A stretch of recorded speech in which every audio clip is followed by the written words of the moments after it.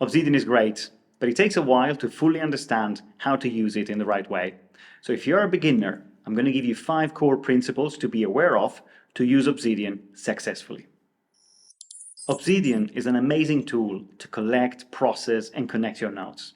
But the first time you download it, you may actually wonder, so what? What is the hype? This is definitely what happened to me. The first time I downloaded it, I was very excited.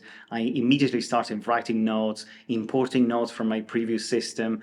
I started connecting lots of notes. And then nothing happened.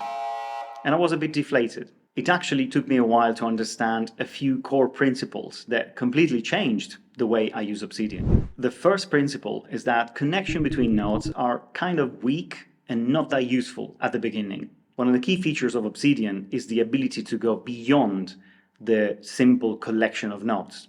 Obsidian will give you the opportunity to connect your nodes, and by connecting nodes, you can generate new ideas. Some people refer to this as a second brain because, in a way, it mimics the process that happens in our brains when neurons connect to each other. But the problem is that the benefits of this second brain will not be visible at the beginning because the initial connections will be weak and not that useful. When you start using Obsidian, the excitement and the desire to get to that second brain will probably push you to dump lots of nodes into the system and try and connect, maybe even force connect many of them. But you will discover that all these connections are very weak because they don't really work against your goal or in the direction you want. So my suggestion is to connect ideas only when it naturally makes sense to do so. And this will lead us to the second principle, which is delayed reward. The value of using Obsidian will actually emerge over time, and it will become very noticeable as soon as you start forgetting about the notes you've previously put in the system. Before that time, you will still remember pretty much everything anyway. You may even question what is the point of spending time to write notes if you remember everything anyway. What I've learned is be patient. Keep putting notes in and be confident because the value of doing so will emerge over time. Principle 3. Active note grooming. Obsidian is not a dumping ground where you throw your notes never to be seen again. To get the value of using Obsidian, you need to review, rewrite, link, summarize your notes very often. It's a live thing. You need to treat it like that.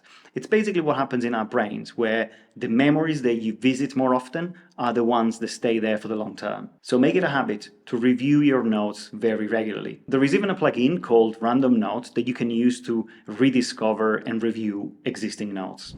Principle 4. Keep it simple. Obsidian comes with thousands of plugins. And especially as a beginner, it is very tempting to try and install many of them. Definitely this is what I did. I watched lots of videos at the beginning trying to learn how other people were using Obsidian and what kind of workflows they had. Many of them were very complicated, very complex, but still I thought that I had to create my own version of a very complex workflow, which of course is not the case. I know now.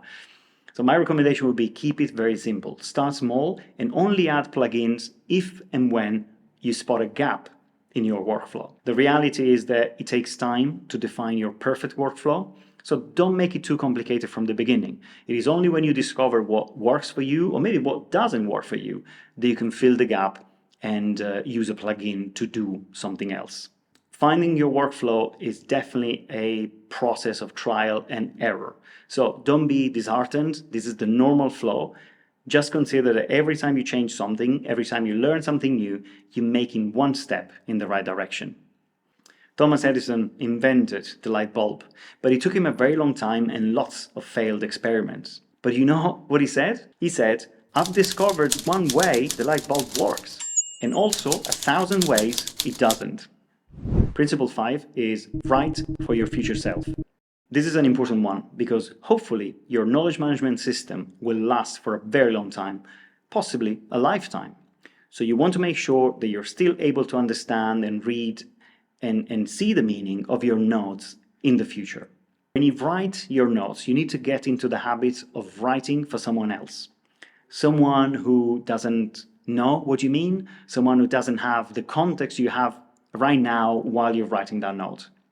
It is almost like writing for a stranger, because in a few years' time, you will be just like a stranger looking at your notes.